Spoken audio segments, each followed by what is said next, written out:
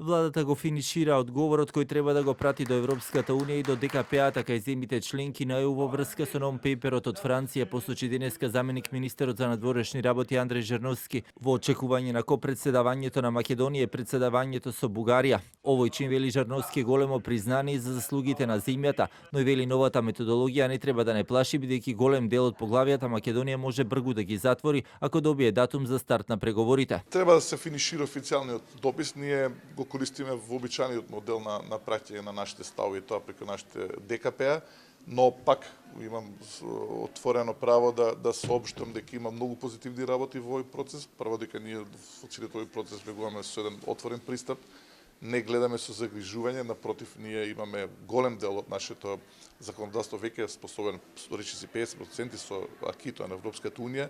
Мислам дека ќе затвориме многу брзо и повеќе од половина од поглавијата. Она што е битно е што има елементи кои што треба да се поддржат. Во настока на престојното копредседавање и председавање на Македонија и Бугарија, државниот секретар на полската диаспора, но и европска политика и дипломатија, кој денеска беше во посета на нашата земја, вели не случајно во неговата агенда Македонија е прва земја која посетува. Сепак вели, блокадата од Франција не треба да биде демотивирачки сватена и очекува позитивни сигнали, особено за нашата земја и Албанија во престојниот период, бидејќи, како што вели, местото на земјите од Западен Балкан е во Европската Унија. Разочарани сме што беше блокирано од скептичната позиција на Франција. Се надеваме дека овој предлог нема да го одложи процесот на интеграциите за државите на Западен Балкан.